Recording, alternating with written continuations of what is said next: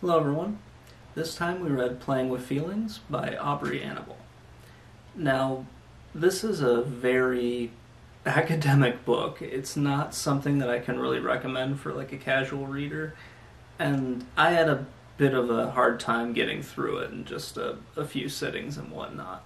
Mostly because it felt like I was back in grad school and I was reading an actual textbook.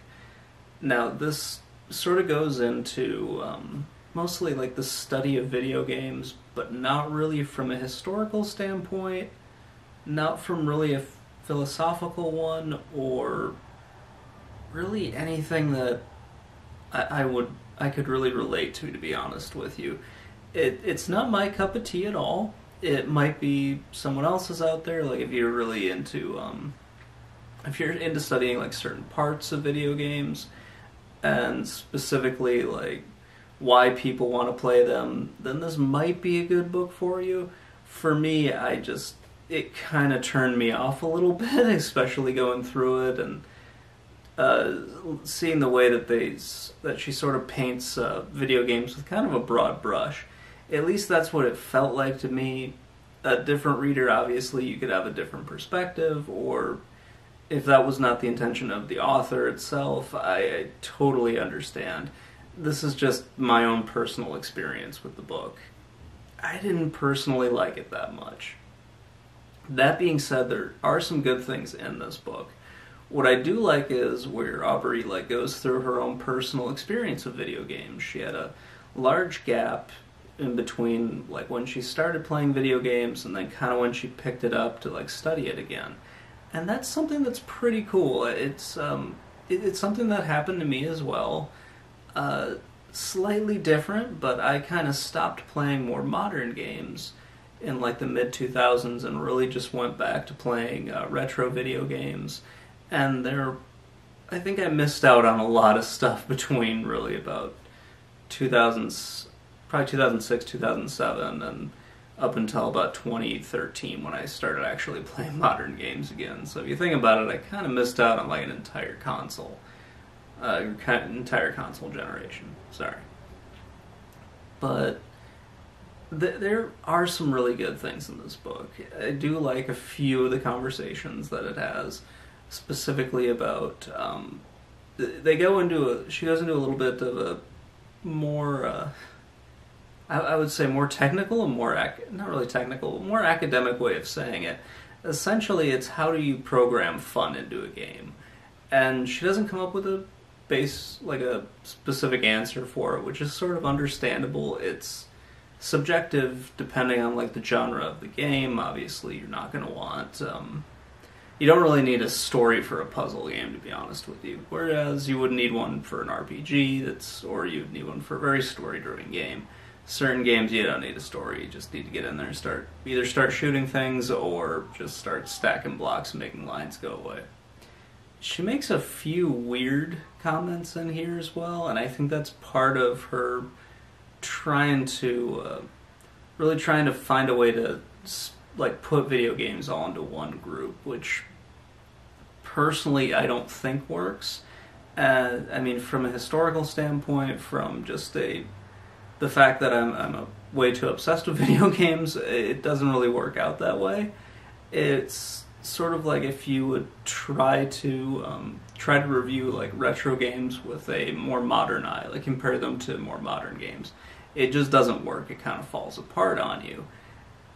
She doesn't really do that here. She goes into more of, I would say, a high-minded thinking of video games and a high-minded thinking of why people play them, why they get programmed, and that sort of thing. And that's kind of where I got lost in this book. I didn't really get a lot of what she was saying at times, and that's probably because I was going into it with a different mindset. I wasn't looking at it probably from the right perspective, and I fully admit that. Because to be perfectly honest, this is not the book for me. I know I've said that probably once or twice already, but yeah, there were just times when I got really lost in this. Specifically one where she starts talking about controls in games, And that just like totally lost me because this was on the chapter where she's talking about feeling in video games, and she starts comparing like touch controls to a regular controller, and I was just sort of like, this doesn't make any sense. Controls are controls. They're either good or they're bad, or there are different ways to describe them, but the way she was using them didn't make a whole lot of sense to me. And it's one of those. This is one of those cases where I would really like to have like sat down and talked to Aubrey and sort of gotten more of why certain things are written certain ways in this book. And yeah, it's just one of those things where I got kind of lost quite a few times in it. But yeah, if you are into like the study of games, not necessarily from the perspective of why they're made and that sort of thing, but kind of why people play them, then yeah, this is probably a good book for you. If you're just a casual reader, or if you're looking for a book to pick up and read on a weekend or something like that, I cannot recommend this book at all. There's some good stuff in it, but it's more of an academic book than it is just a, hey, I'm going to read about why certain games are, like why it takes games a long time to get made, or why transliteration is such a huge problem in video games, or certain things like that.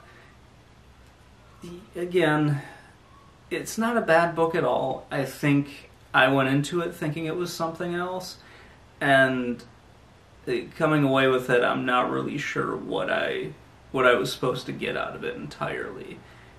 Again, just my opinion on it. If you guys like the book, definitely I understand.